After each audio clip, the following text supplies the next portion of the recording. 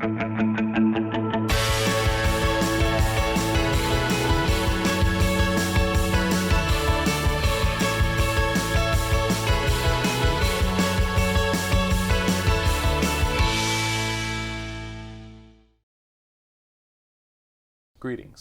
Welcome to Prince George Up Close. I'm your host, Nathan Giede, and today I'm joined by Sheldon Clare, President of the National Firearms Association. Hello, Nathan. Glad to be here. Yeah, welcome to the program. Thank you. Yeah. One of the things that's been in the news this year has been handgun bans. Yes. And I'm just wondering where you sit on that and whether or not that really will affect crime. Well, it's probably no surprise to you that I would be quite opposed to any such talk of handgun bans. It's pretty obvious that talks of bans of firearms have never had anything to do really with stopping crime. We've often seen these proposed as solutions to problems that are not so easily resolved. And you've heard this from some of the larger centers, Toronto and Montreal and others, about how a handgun ban is necessary and they need it and all the rest of it. And it's simply not. It's just a distraction from a failure to deal with increasing levels of gang violence. Well, about that gang violence, one of the issues that is always brought up is this question of a violent surge in gun crime in Canada. Could you help us understand that a little better? Sure. There isn't really a surge of gun crime. We did an access to information request through one of our Life members, Dennis Young. He submitted a request to the Toronto Police Service to find out about the so-called surge in the use of civilian-owned Canadian domestic firearms in crime. And the information that came back from the Toronto Police Service is quite clear that there was no surge of domestic firearms being used. And it's simply the case that the firearms that the criminals are using are ones that they've made themselves or brought in from other countries. So to blame citizens for criminal activity is really just a red herring to distract from that inability to deal with the criminal activity itself. One of the objections that's thrown up whenever we talk about the rights to firearms in Canada is the fact that we don't have a Second Amendment in Canada. What's your response to people who say that that makes us safer?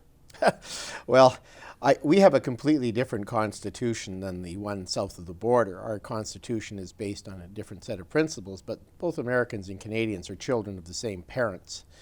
We are a country that has a long history involving firearms as part of our lifestyles, our community, our homes, and what we do. And no piece of paper, no license, no registration system has anything whatsoever to do with preventing criminal activity and people from making bad choices. That's it. There's simply no relationship. And the Canadian research has been very good on this. Dr. Gary Mauser, Dr. Kaylin Langman have both conducted research on the matter and found that people who own firearms for legitimate purposes are much less likely than the general population to be involved in criminal activity. It's pretty clear.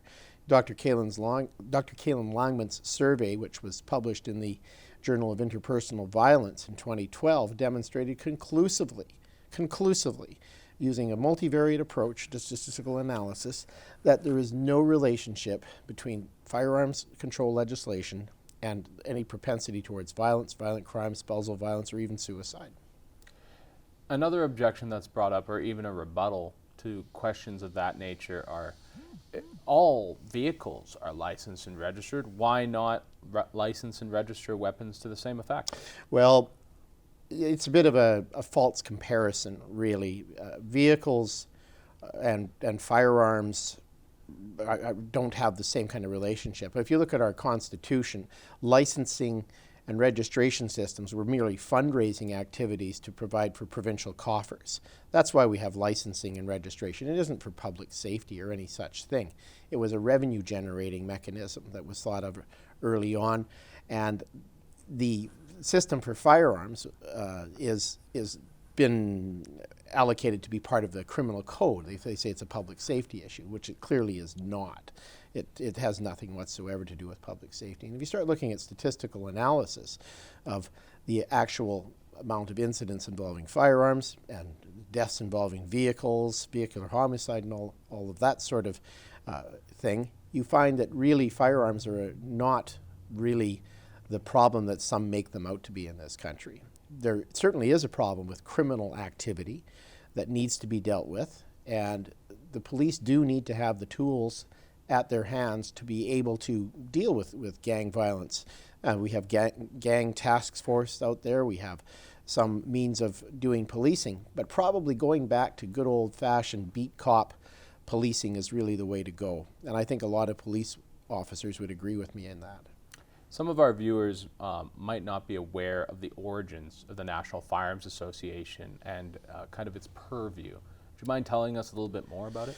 Well, sure. The National Firearms Association got its start back in the 1960s under another name, Firearms Rights Organization, FARO, from the 1968 legislation under the Trudeau government, which culminated in a bill C-51, which severely limited access to a wide range of firearms, created certain classes of firearms, and really was a direct reaction to the American Gun Control Act of 1968.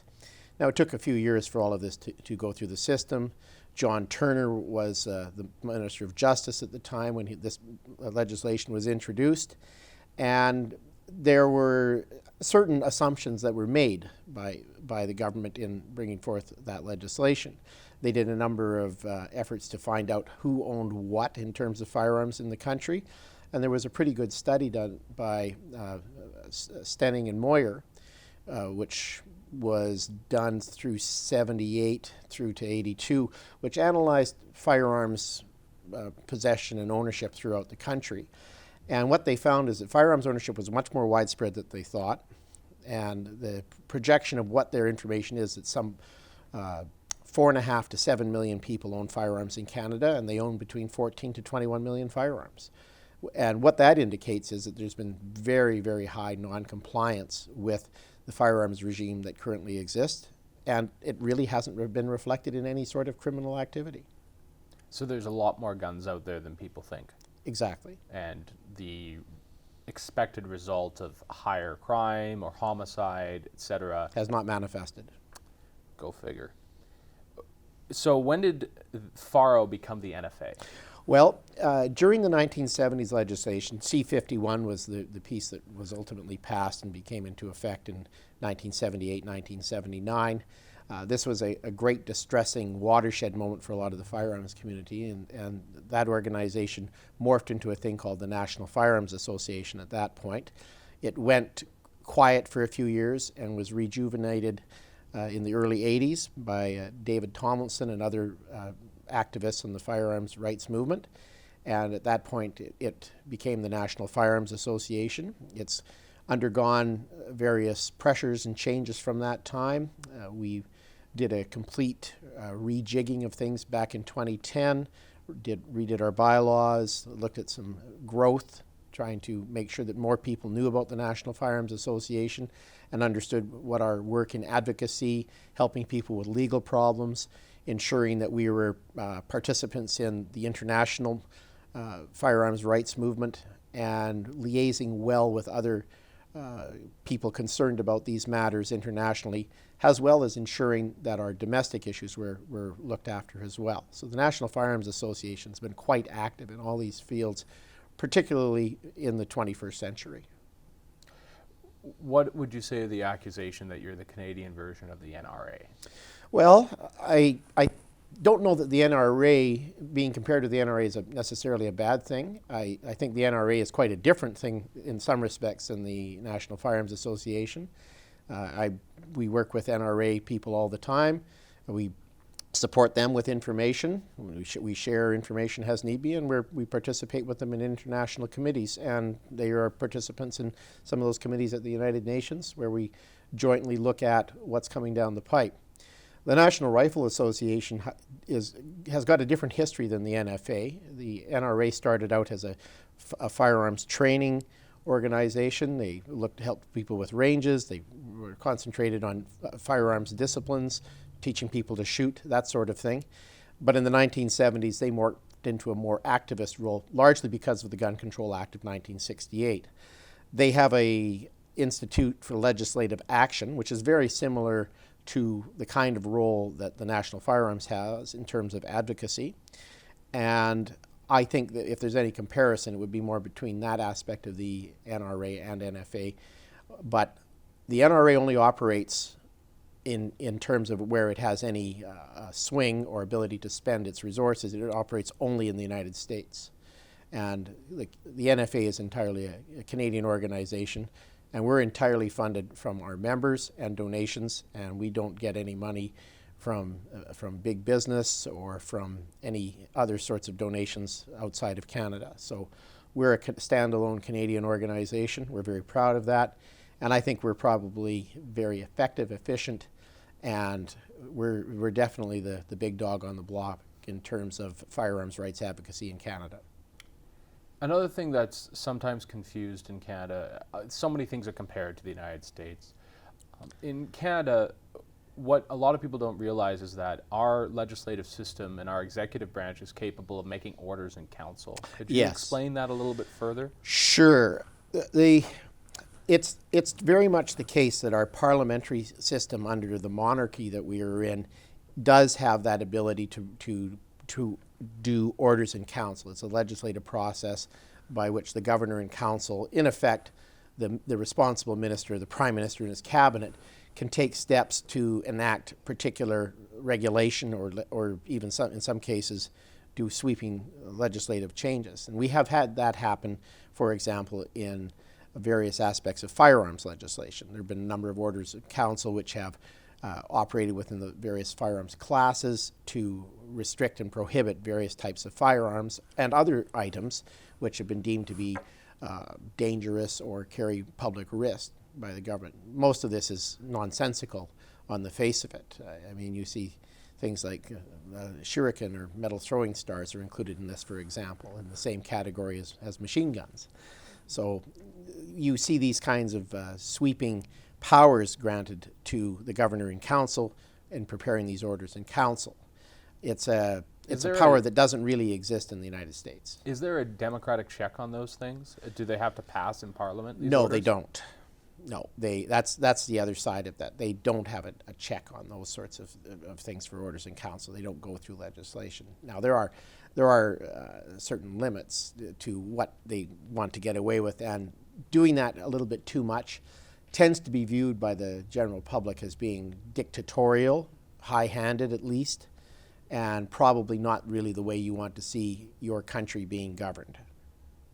Are they equivalent of executive orders, say, if we're looking across the border? You know, the executive order and the orders in council probably have a relationship in that respect, but the executive orders have a bit more of a checks and balances associated with them. You can make orders all you want, but if Congress won't fund them, then nothing happens. Certainly, certainly. Coming back to questions in Canada, we have, of course, several bills before Parliament this fall, and a bill that has been talked about a lot lately is C-71. Yes. And I understand that your organization has stood opposed to this. Could you tell us a little bit more about it? Well, sure. We have a number of concerns with Bill C-71. Probably the main concern we have with it is the transfer of existing firearms registration data to the province of Quebec, data that should have been and was ordered to be destroyed, which was not destroyed and which was kept. So it would appear by this legislation that Quebec will be the recipient of the Canadian Firearms Control registration data that was in existence. We're currently operating a court case to stop the Quebec Firearms Registry from going forward. We already won a case in the Supreme Court of Canada to stop them from receiving this very same data, which is being gone around by in this particular bill. C-71 has other problems, of course. One of them is that it in effect sets up a de facto firearms registry of transfers. So every transfer of a firearm is supposed to go through the Firearms Control Center and be recorded. Well, this is the firearms registrar. The job of the registrar is registration. This is about registering transactions. So it knows that individuals are exchanging firearms, and it is certainly the basis on which to build a full-on firearms registration system. It's registration downloaded to the private sector, in effect. And what would the likelihood be of being able, especially for individuals who are allowed, it is legal for individuals to sell firearms to one another? Yes, it is. So to what end would this legislation conclude? It's hard to know where that stops. Individuals trading firearms to one another, selling firearms, how are they supposed to register everything? Well, your firearms, the long guns, the long gun registry, so to speak, was done away with under the conservative government of Stephen Harper several years ago. And what this, in effect, did was save the government a lot of money without having any effect whatsoever on nefarious or ill-thought activities. This didn't have any effect on criminal behavior. Criminals who want to engage in negative behavior are always going to be able to do that. And this change had nothing to do with enabling or making anything easier for crime. So you have this situation of registration for restricted firearms and prohibited firearms, and none of these really have made any difference to criminal activity. That's what the Canadian research says, that doing all of this paperwork, creating this huge expense, has only created a huge expense and made people feel that they're safer without providing any real measure of additional safety or control. As it currently stands, how many license holders are there in Canada? Well, there are approximately 2 million people that have possession acquisition licenses. About half of those own restricted firearms, probably a little less than that in terms of people who are licensed. As I indicated to you earlier, there are vast numbers of people who've never bothered to get a license because they never wanted to participate in that particular system. And that's particularly resplendent in northern communities, and in the West, where there is a great deal of resistance to governments having control over such things. Another follow-up question to the issue of regulation and tracking of weapons is, of course, at the international level. The United Nations is set on getting something done on the question of trafficking firearms and other armaments. What do you have to say to that? Well, there are a number of initiatives that the United Nations has been engaging in for many years. You have the Program of Action on Small Arms and Light Weapons, which is a non-binding sort of arrangement of groups trying to get a handle on various weaponries associated with countries. This has morphed from something that was supposed to be dealing with major weapon systems into looking at civilian firearms ownership as a concern.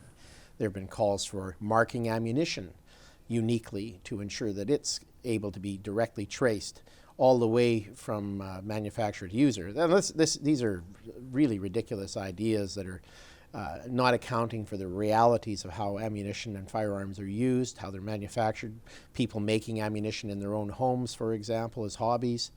And really what the United Nations has seemed to have gotten away from, which is what they should be dealing with, is the activities of state actors rather than these activities of what they call non-state actors, which would be ordinary people like you and me.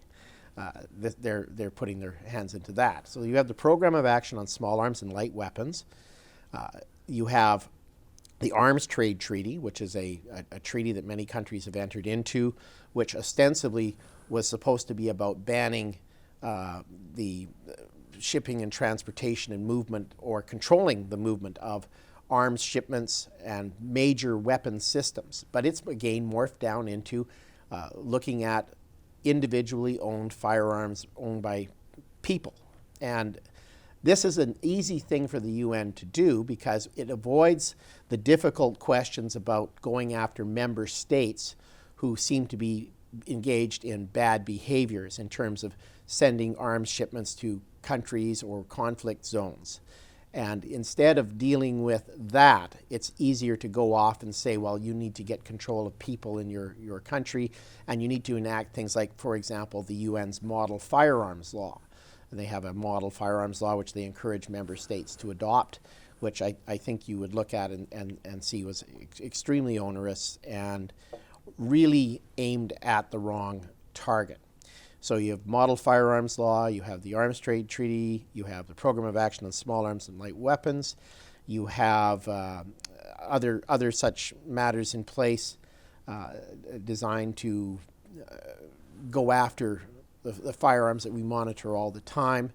We have the Wassenaar Agreement, which is an agreement of key states to try to keep track of other major arms systems. It's probably a child of the old concert of Europe, really, with major powers involved and looking at major weapon systems and trying to work out details about those. And that's a group that associates itself with the United Nations in terms of sorting it out. And that doesn't have anything to do with civilian ownership of firearms. That's more about what the UN should really be thinking about, dealing with major systems and where they end up and how they're used.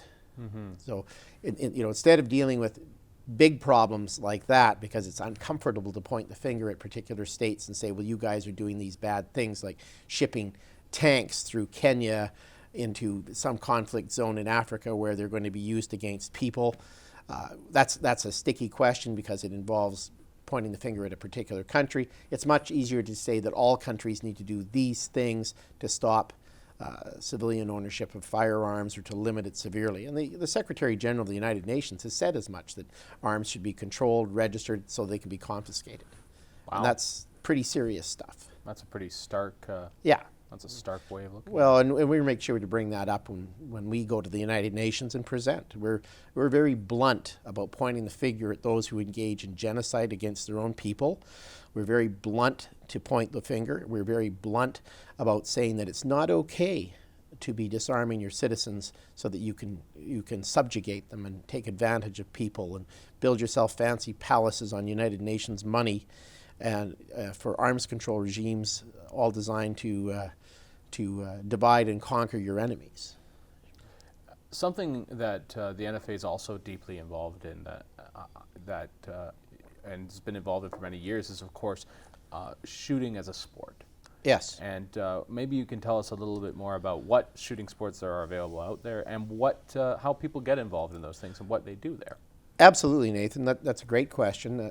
The National Firearms Association, of course, is composed of individual members, but it's also composed of a lot of clubs and groups that engage in the shooting activities. And we always encourage people to get involved with their local shooting clubs and participate in various shooting disciplines there.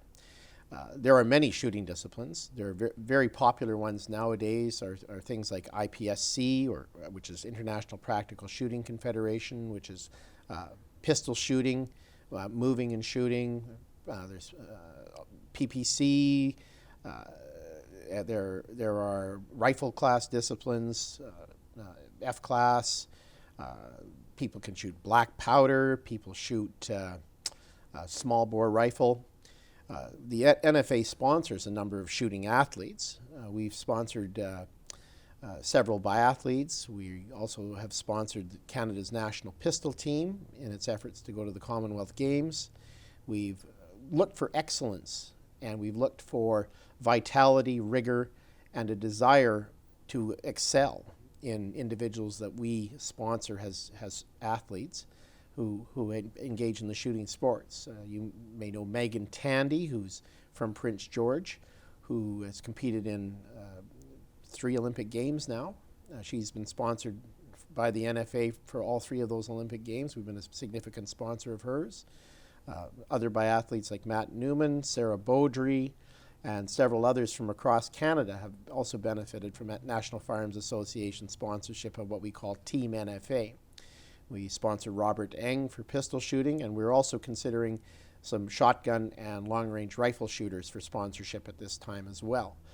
We do limit our sponsorships. We obviously can't be giving out great sums of money to help people engage in their sporting activities, but we also encourage others to sponsor these worthwhile activities by these young people who are engaged in a sport that requires great discipline, great focus, and great responsibility. It's interesting because sometimes people don't make the connection between firearms legislation and what kind of sporting events it would limit. For example, would the Canada Winter Games in the biathlon portion be able to have, gone off if certain things were overregulated or stopped?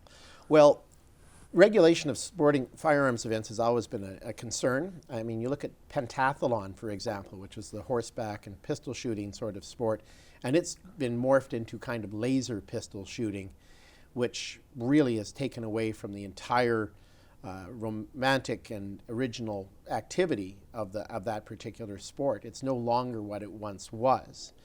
Biathlon started out with full power, full bore rifles and .308 caliber. Now it's a sport fired at 50 meters with a .22 caliber long rifle cartridge, which is standard velocity. And it's done that way because of the difficulty in finding facilities that can be used to safely shoot full bore. And the small bore aspect seems to work very well. In places in Europe, for example, you can have 20,000 people show up to a biathlon match being run inside in a what's in effect like a hockey arena. And what they've done is they've set up an enclosure with lots of glass, they set up a ski track, and people engage in this activity, and it's all perfectly safe. It's a great and popular sporting event. In fact, biathlon in Europe is more popular than hockey is here. Wow. It's hugely popular. Wow, I didn't know that. Yeah. Something as we kind of come to the end here that occurs to me at least is what should people be thinking about when they think of firearms? Well, there's a lot of things they need to think about. I think that firearms represent a lot of things to people. They represent freedom, they represent a need to engage in safe practices, and they represent responsibility, but they also represent fun. And I think they also connect us with a long and rich heritage for our country. We have a history of being a resource extraction country. We have a history with the fur trade, First Nations people, European explorers and settlers all very much made use of, traded in firearms. Firearms were a big part of what built Canada and made it as great as it is today. And I think it's important to recognize that the ownership and use of firearms by free people is an important part of our heritage. And when people think about responsibility, when they think about safety, and people perhaps who have never handled a gun, they really don't know what to think about a gun, what would you encourage them to do? I would encourage them to contact their local rod and gun club, their shooting society locally, and get someone to take them out to the range and show them what it's all about. Take a course, such as a hunter safety training course. Learn how to care for and look after firearms safely and responsibly, and enjoy it. Shooting is a lot of fun. It provides a lot of relaxation, gets rid of a lot of stress, and I think it's something that really is a positive experience that when most people experience, they really get something valuable out of it. And in the case of perhaps families taking up the sport, what you yourself have taught your own daughters to shoot, have you not? Yes, both of my daughters have been, we're engaged in biathlon for several years. They were shooting something like 5,000 rounds a year between them, and they got an awful lot of discipline, focus, responsibility out of that. And they know that they're handling something that could be misused and potentially dangerous, but they appreciate the trust given them in handling that, and that builds a sense of self-discipline and responsibility. They also hunt. They've taken the core program, hunter safety training, and they've taken that training and are capable of doing that as well. Absolutely. Well, that's all the time we have for today, but I want to thank you, Sheldon, for coming on the show, and I hope to see you again soon. Well, thank you, Nathan. It's been my pleasure. And that was Sheldon Clare, President of the National Firearms Association. Please join us again next time where we will have another guest for Prince George Up Close. For the program, I'm Nathan Giede.